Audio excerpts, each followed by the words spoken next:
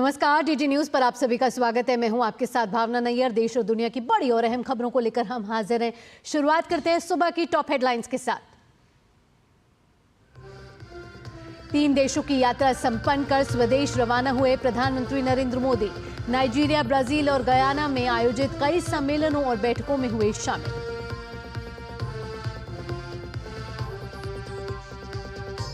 प्रधानमंत्री नरेंद्र मोदी ने गयाना में भारतीय समुदाय को किया संबोधित। कहा, दोनों देशों को आपस में जोड़ते हैं संस्कृति, खान पान और क्रिकेट।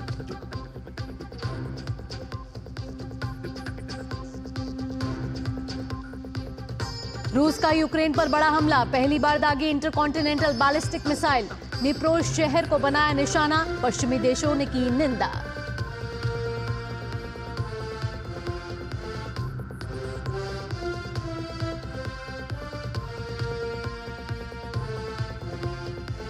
खेल की खबरों में पर्थ में बॉर्डर गावस्कर ट्रॉफी के लिए भारत और ऑस्ट्रेलिया आमने सामने। भारत ने टॉस जीतकर पहले बल्लेबाजी का लिया फैसला।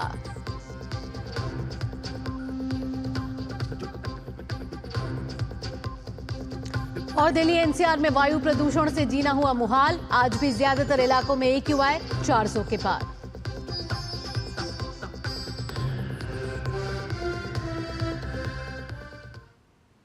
अब खबरें विस्तार से। प्रधानमंत्री नरेंद्र मोदी 3 देशों की यात्रा संपन्न कर स्वदेश रवाना हो चुके हैं। प्रधानमंत्री मोदी नाइजीरिया, ब्राजील और गयाना में कई सम्मेलनों और बैठकों में शामिल हुए। प्रधानमंत्री मोदी ने अपनी यात्रा की शुरुआत नाइजीरिया की यात्रा से की थी। ब्राजील में उन्होंने 19वें G20 शिखर सम्मेलन में भाग लिया। अपनी यात्रा की तीसरे और अंतिम चरण में प्रधानमंत्री ने गयाना की राजकीय यात्रा की।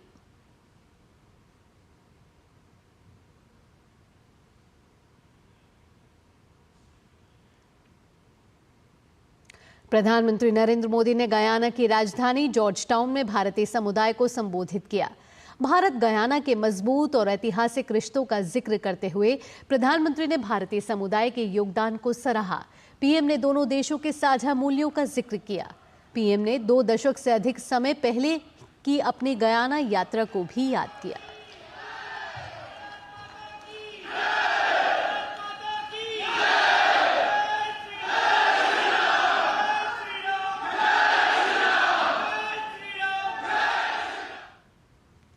I have great memories of visiting your wonderful country over 2 decades ago. At that time, I held no official position.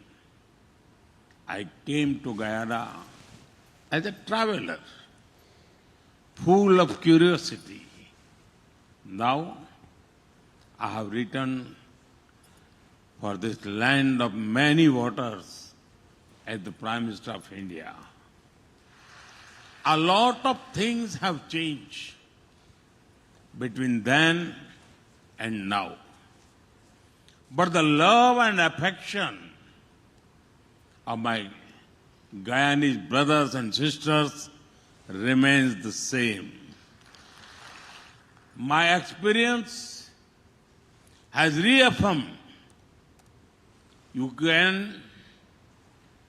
take an Indian out of India, but you cannot take India out of an Indian. प्रधानमंत्री ने दोनों देशों को जोड़ने में संस्कृति, खान पान और क्रिकेट की अहम भूमिका बताई। प्रधानमंत्री ने कहा कि दोनों ही देश अपनी सांस्कृतिक विविधता का उत्सव मनाते हैं।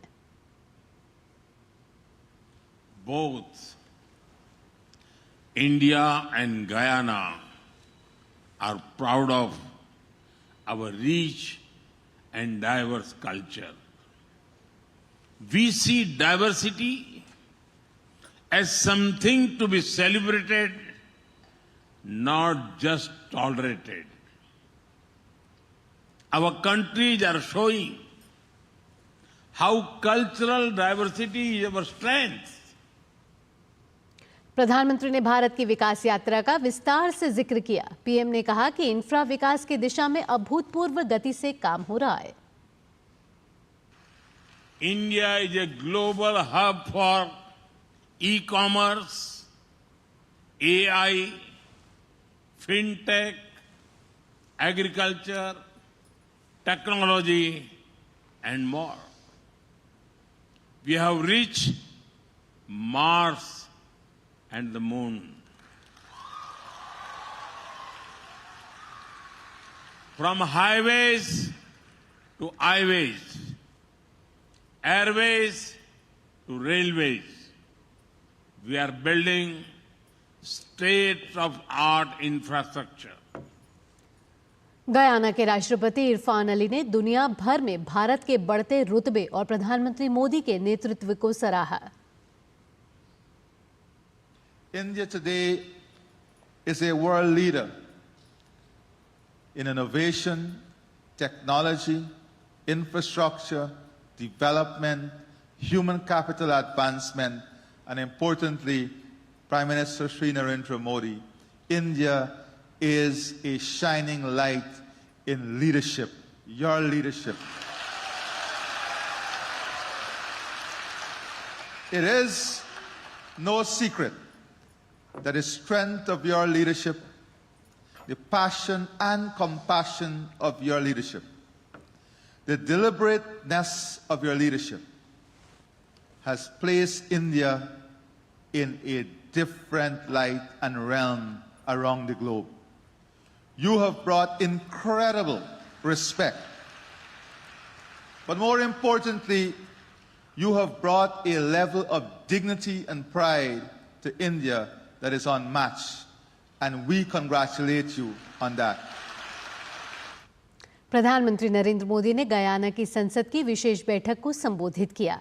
पीएम ने विश्व को टकराव से बचने और सहयोग के मार्ग पर आगे बढ़ने का संदेश दिया। पीएम ने लोकतंत्र प्रथम, मानवता प्रथम को भारत की नीति बताया। पीएम ने गयाना में कई प्रमुख स्मारक स्थलों का भी दौरा किया। ये समय कॉन्फ्लिक्ट का नहीं है, ये समय कॉन्फ्लिक्ट पैदा करने वाली कंडीशंस को पहचानने और उनको दूर करने का है।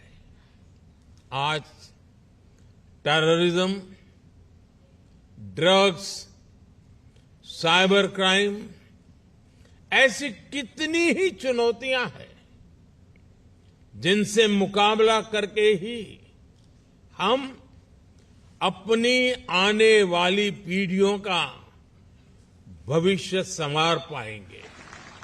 ये है वो संदेश जो गयाना की संसद से प्रधानमंत्री नरेंद्र मोदी ने दुनिया को दिया। पीएम के संबोधन के लिए संसद की विशेष बैठक बुलाई गई थी। इस संसद को संबोधित करने वाले वो पहले भारतीय प्रधानमंत्री हैं।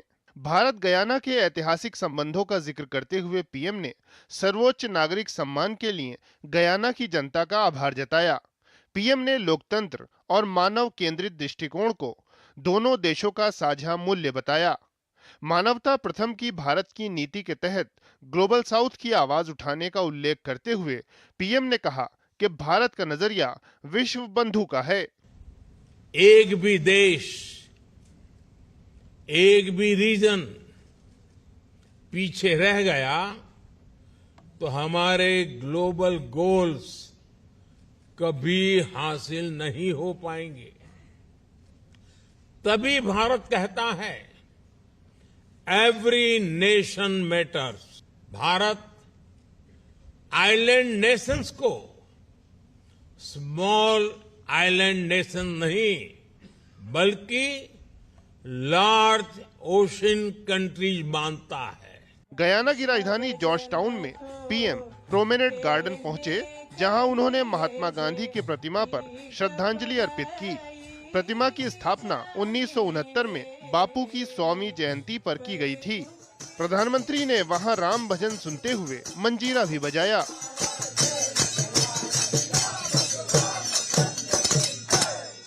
बच्चों की सामूहिक वंदना पर उन्हें शाबाशी देते हुए पीएम ने उनका उत्साहवर्धन किया। पीएम ने पास ही स्थित आर्य समाज स्थल पर श्रद्धा सुमन अर्पित किए। गयाना में आर्य समाज आंदोलन की स्थापना की 100वीं वर्षगांठ के उपलक्ष्य में इसे 2011 में स्थापित किया गया था। प्रधानमंत्री ने स्मारक उद्यान में भारतीय आगमन स्मारक पर भी श्रद्धा सुमन अर्पित किए। ये स्मारक तत्कालीन ब्रिटिश गुयाना पहुंचने वाले भारतीय मजदूरों के पहले जत्थे के आने की याद में स्थापित किया गया था। पीएम ने भारतीय प्रवासियों के संघर्ष और बलिदान और गुयाना में भारतीय संस्कृति और परंपरा के संरक्षण और उसे बढ़ावा देने में उनके महत्वपूर्ण योगदान को याद किया। पीएम सरस्वती विद्या निकेतन स्कूल भी गए। पीएम ने वहां मंदिर में पूजा अर्चना की। पीएम ने बच्चों की काव्य प्रस्तुतियों को सुना और उन्हें सराहा। पीएम को अपने बीच पाकर बच्चों का उत्साह देखते ही बन रहा था। पीएम ने 2 दशक से अधिक पहले इसी स्कूल के अपने दौरे को याद किया। पीएम ने छात्रों को पारंपरिक भारतीय मूल्य और संस्कृति से रूबरू कराने के लिए स्वामी आकाशरानंद जी और उनकी टीम की सराहना की। सुधाकर दास और अभिषेक सिंह के साथ ब्यूरो रिपोर्ट, डीडी न्यूज।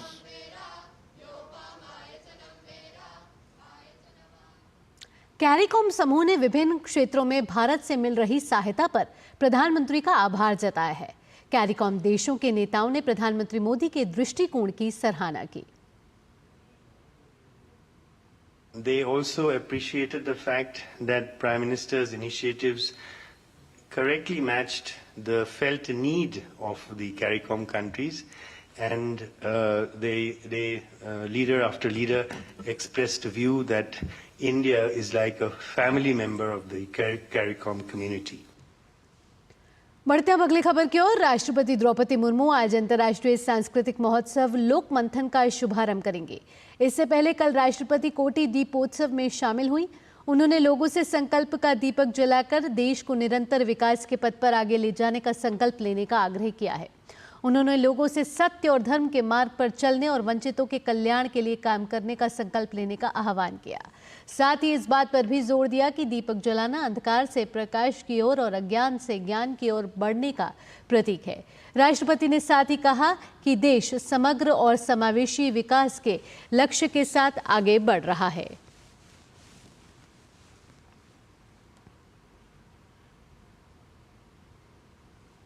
और अब बढ़ते हैं अगली खबर की ओर। राजधानी दिल्ली में प्रदूषण का स्तर लगातार बहुत खराबी श्रेणी में बना हुआ है।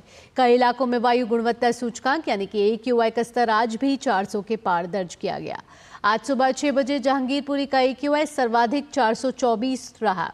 वहीं वजीरपुर इलाके का AQI 412, बवाना का 409, आनंद विहार और नेहरू नगर में 408, मुंडका और शादीपुर में 401 दर्ज हुआ।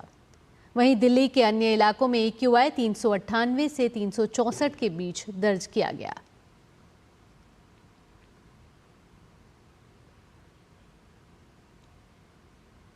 राजधानी दिल्ली में प्रदूषण के स्तर को कम करने की कोशिश में नगर निगम ने कई स्थानों पर कल रात सड़कों की सफाई की।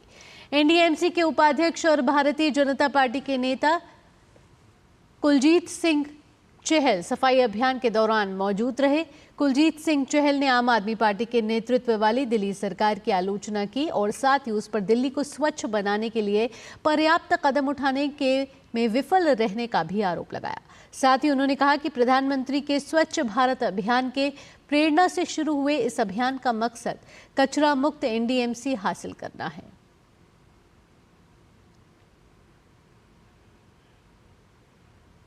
और अब खबरें भारतीय अंतर्राष्ट्रीय फिल्म महोत्सव से जुड़ी हुई।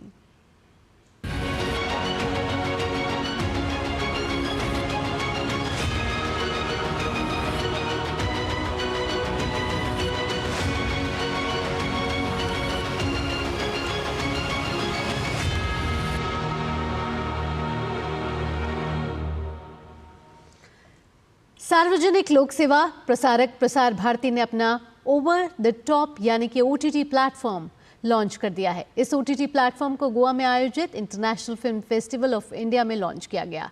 अब अन्य प्लेटफॉर्म्स जैसे नेटफ्लिक्स और Amazon प्राइम की तरह भारत की public service broadcaster company Prasar Bharati का अपना ऑनलाइन कंटेंट स्ट्रीमिंग प्लेटफॉर्म होगा। देखिए हमारी संवाददाता जया सिन्हा की एक खास रिपोर्ट।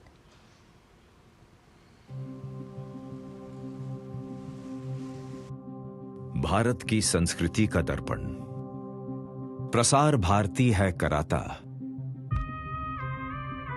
भारत के हर रूप का दर्शन। भारत का लोक प्रसारक प्रसार भारती का अपना OTT प्लेटफॉर्म वेव्स लाइव हो चुका है।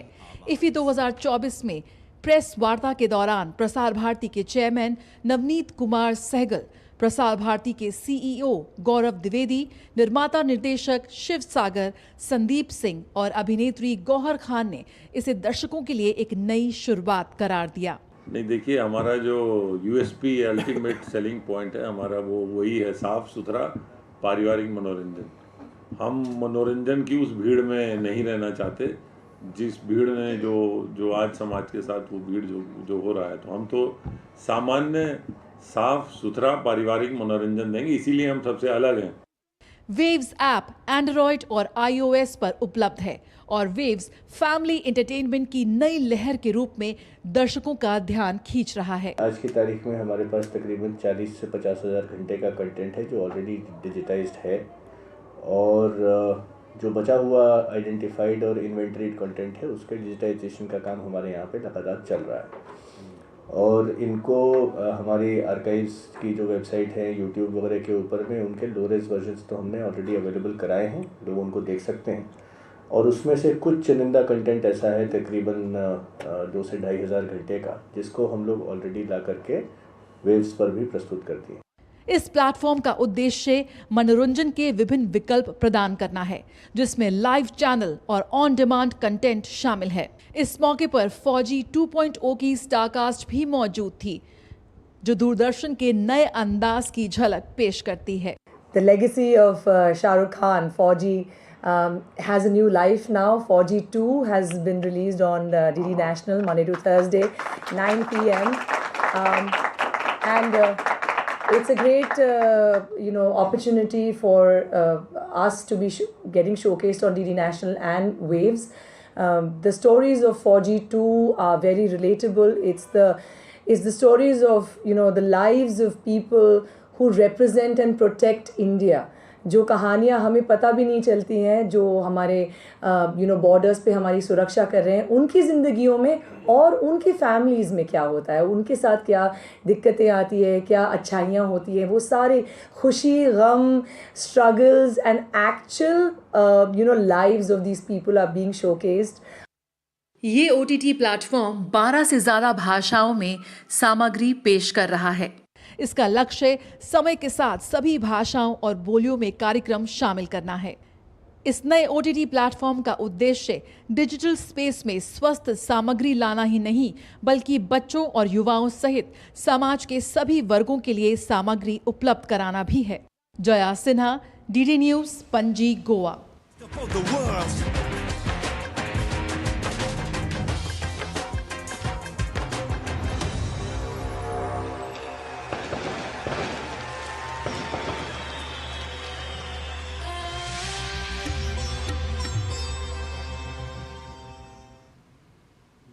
भारतीय अंतर्राष्ट्रीय फिल्म महोत्सव के 55वें संस्करण में प्रसार भारती के OTT प्लेटफॉर्म वेव्स का शुभारंभ हो गया है, जो भारतीय सिनेमा बाजार को बढ़ावा देने और युवा कंटेंट क्रिएटर्स के लिए बेहतरीन अवसर साबित होगा। OTT प्लेटफॉर्म वेव्स पर दूरदर्शन के सभी चैनल उपलब्ध हैं। साथ ही वेव्स 10 भाषाओं में 65 चैनल पेश करता है। देखिए वेव्स में आपके लिए क्या क्या है खास। भारत के प्रतिष्ठित सार्वजनिक प्रसारक दूरदर्शन ने डिजिटल स्ट्रीमिंग सेवाओं की बढ़ती मांग को पूरा करने के लिए OTT over the top platform में कदम रखा है। इस प्लेटफॉर्म का उद्देश्य उत्कृष्ट कंटेंट और समकालीन प्रोग्रामिंग का एक समृद्ध मेल पेश करके आधुनिक डिजिटल रुझानों को अपनाते हुए पुरानी यादों को ताज़ा करना है। 55वें भारतीय अंतर्राष्ट्रीय फिल्म महोत्सव के उद्घाटन समारोह में प्रसार भारती के OTT प्लेटफॉर्म वेव्स का शुभारंभ हुआ। वेव्स एक बड़े एग्रीगेटर OTT के रूप में प्रवेश कर रहा है, जिसमें समावेशी भारत की कहानियां हैं, जो भारतीय संस्कृति को अंतर्राष्ट्रीय दृष्टिकोण के साथ जोड़ती हैं। यह 12 से अधिक भाषाओं जैसे हिंदी, अंग्रेजी, बंगाली, मराठी, कन्नड़, मलयालम, तेलुगु, तमिल, गुजराती, पंजाबी, असमिया में उपलब्ध होगा।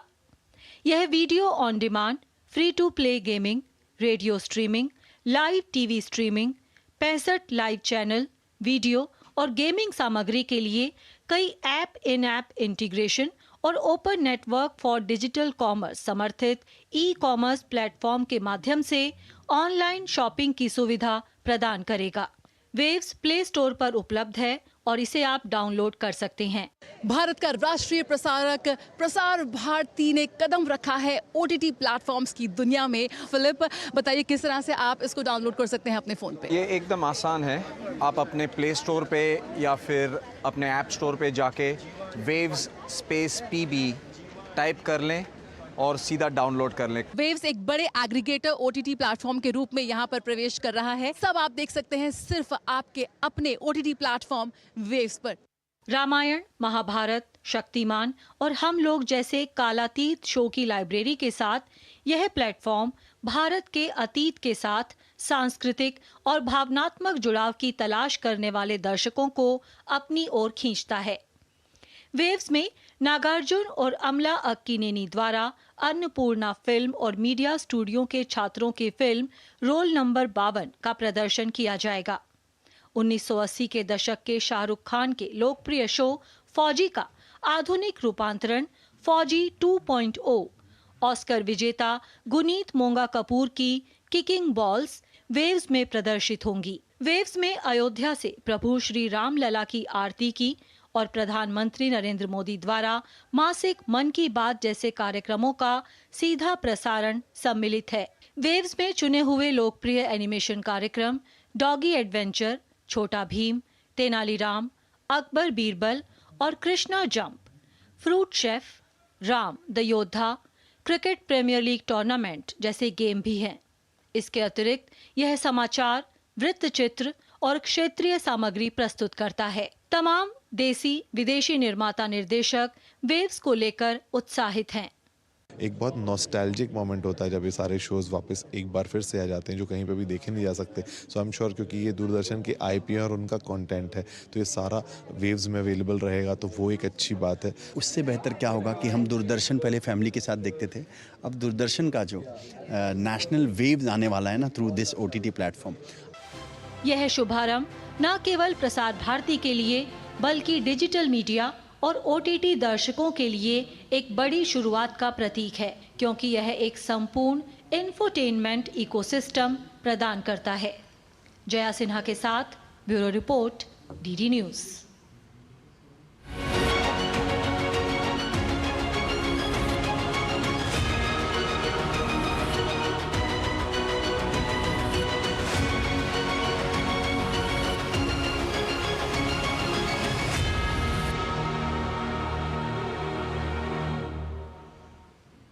तो ये तो थी खबरें अंतर्राष्ट्रीय फिल्म महोत्सव से जुड़ी। आइए अब अन्य महत्वपूर्ण खबरों का भी रुख करते हैं। भारतीय नौसेना का एक जहाज गुरुवार शाम को गोवा तट से 70 समुद्री मील दूर मार्थोमा नामक मछली पकड़ने वाले नौका से टकरा गया। अधिकारियों के मुताबिक टक्कर के वक्त मछली पकड़ने वाली नौका पर चालक दल के 13 सदस्य सवार थे। सूचना मिलते ही भारतीय नौसेना द्वारा तुरंत खोज और बचाव कार्य शुरू किया गया और अब तक नौका के 11 चालक दल के सदस्यों को बरामद किया जा चुका है। बाकी 2 के लिए तलाशी अभियान जारी है। रेस्क्यू के लिए अतिरिक्त जहाज़ों को भी भेज दिया गया है।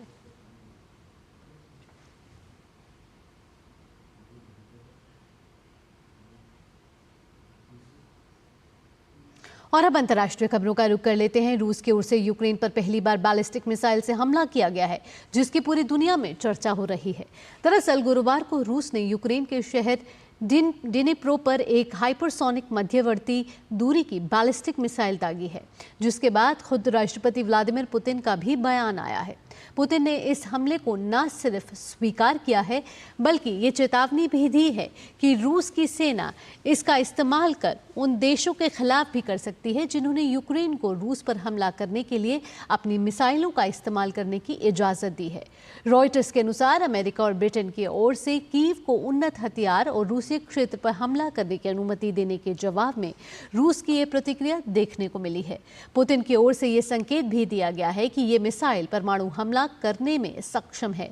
मध्यम दूरी की मिसाइलों की पहुंच आमतौर पर 5500 किलोमीटर तक की होती है और ये कहा जा रहा है कि पुतिन की पश्चिम पर हमला करने की चेतावनी को पूरा करने के लिए ये काफी है।